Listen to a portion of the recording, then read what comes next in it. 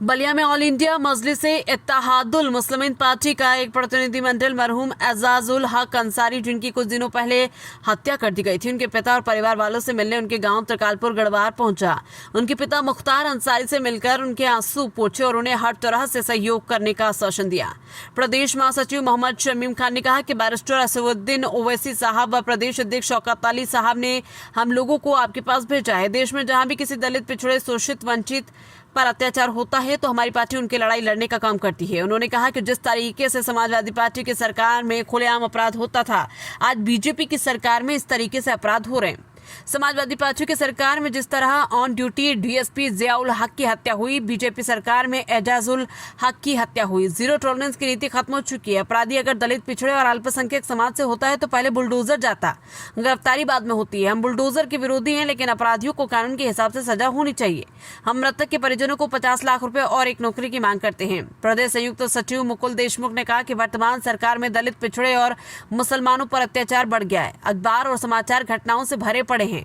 अपराध में लिप्त शेष लोगों पर कार्रवाई नहीं होगी तो प्रदेशव्यापी आंदोलन किया जाएगा। पार्टी के पूर्वांचल SC/ST के प्रभारी कालिका प्रसाद ने कहा कि अपराधी निरंकुश हो चुके हैं, सरकार का भय खत्म हो चुका है। सामंती और मनुवादी विचारधारा के लोग भय फैलाने चाहते हैं। प्रतिनिधिमंडल में पूर्वांचल का सचिव कारी जफर अहमद, जिला संगठन प्रभारी मोहम्मद नसीम खान, जिला अध्यक्ष राकेश कुमार गुप्ता, जिला उपाध्यक्ष नियाज अहमद, प्रमुख महासचिव मेहताब आलम, महासचिव शमशीर अहमद, जिला सचिव गण नेमुल हक व दीपक यादव, जिला संगठन मंत्री सनाउल्लाह खान, ग्राम सभा के अध्यक्ष शहबाज खान इत्यादि लोग मौजूद रहे।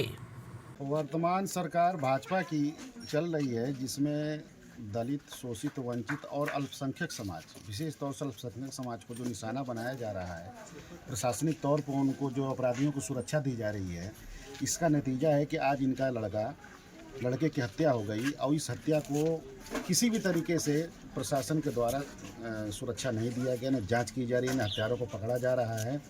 अगर हत्यारों को नहीं पकड़ा जा रहा है तो हम और हमारी पार्टी विगत एक हफ्ते के अंदर सड़क पर आंदोलन करने का काम करेगी और इनका मुआवजा जो है 50 लाख, एक सरकारी नौकरी इनकी घर में हम मांग करते हैं।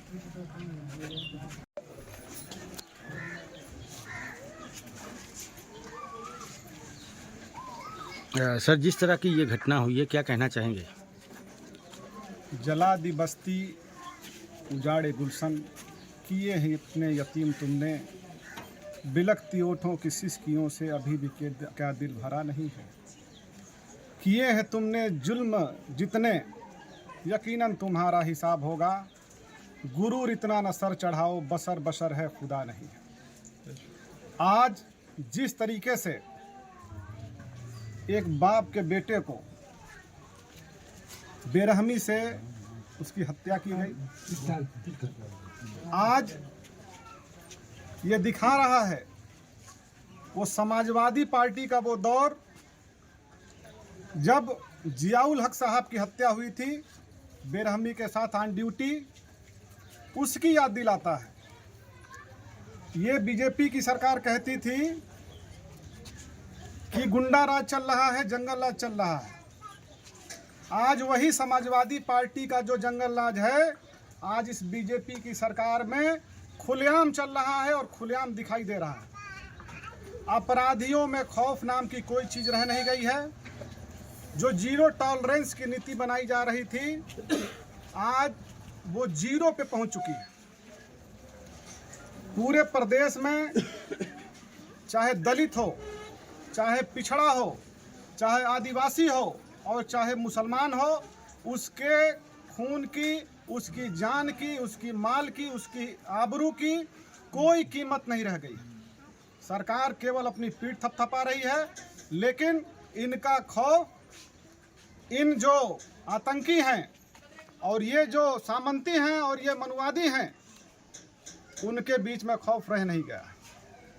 हम सरकार से मांग करते हैं कि जिसका गुलशन उजड़ गया, जिसका बेटा एजाजुल हक उसको मारा गया, इकलौता बेटा, उसके परिवार को कम से कम 50 लाख की मुआवजा सरकार की तरफ से दी जाए। और दूसरी मांग हमारी है कि जो ये अपराधी जिन्होंने यह जघन्य अपराध किया है, उन सारे लोगों की जांच करा के उनकी गिरफ्तारी हो और उनको कठोर से कठोर सजा दी जाए। और जिस चीज़ के लिए ये बाबा की सरकार जानी जाती है, बुलडोजर, तो क्या मैं पूछना चाहता हूं कि क्या बाबा जी का बुलडोजर केवल दलितों, पिछड़ों और मुसलमानों के लिए है कि इन सामंतियों के लिए भी है? मैं नहीं ये कहता कि आप बुलडोजर जो है उनके ले जाके घरों पर चला दीजिए, उनके भी घर में माता पिता हैं, बच्चे हैं, मैं नहीं चाहता कि बुलडोजर, लेकिन अगर यह काम किसी दलित, पिछड़े और मुसलमानों का होता तो पहले बुलडोजर जाके मकान गिराता, उसके बाद जो इस तरह कार्रवाई होती। तो ये दो पक्षीय कार्रवाई, हम बुलडोजर के पक्ष में नहीं हैं, लेकिन अगर बुलडोजर क्या केवल के एक विशेष लोगों के लिए आपने बनाया है, तो हमारी मांग है कि इनके साथ न्याय हो, मुआवजा मिले और दोषियों के साथ कठोर कार्रवाई हो। अगर 1 हफ्ते से 15 दिन के अंदर उन लोगों की गिरफ्तारी और कार्रवाई नहीं हुई तो हमारी पार्टी प्रदेश स्तर पर आंदोलन को खड़ा करने का काम करेगी।